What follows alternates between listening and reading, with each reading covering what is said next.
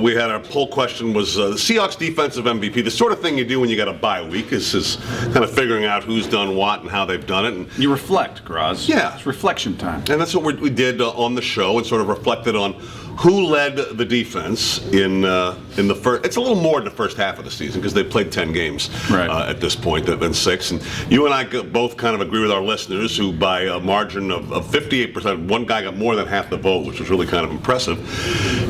Maybe it's because to a degree, it's because you can't help but pay attention to him. He's certainly, in his words and his deeds and his hair, is very, very prominent out there. But Richard Sherman, who told us, remember back in the training camp, man, who was upset about the diss, that he wasn't a Pro Bowler last year and the other guys were, said he was going to make up for that this year, is doing exactly that. And he's my choice, I know, for defensive MVP so far. Yeah, he was mine as well. He's a guy that's kind of backed up his talk. You look through 10 games, and there's really one play that stands out as kind of blew it. And I don't know if it was his fault or Cam Chancellor's fault, but that was the Titus Young touchdown pass in Detroit, where he got loose somewhere. But outside of that, he's kind of backed up everything.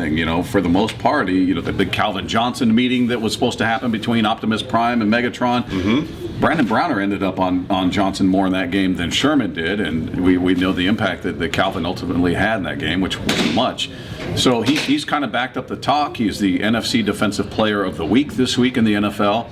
Had a huge game against the Jets, and I think he's a guy that's really lived up to what you thought he would be, coming off a rookie year that surprised everybody. He kind of, you think back, he got thrown in out of necessity, not because he won the job at the time. Injury, right? Yeah, True Font, you had Thurman, these guys get injured, and Sherman gets kind of thrown into the fire, and it turns out he's better than maybe anybody anticipated. So I think he's more than lived up to what you hoped he would be in his second year so far. And that was the poll question, is who's the defensive MVP so far this season? Right. And an honorable mention to a few guys, too. Brandon Mebane has been a guy all year long that we've talked about on the show who has consistently been a disruptive force in the middle of that line. Talk about a guy who was living up to his contract once he got it. He is. Red Bryant was on there, too, as solid as a rock.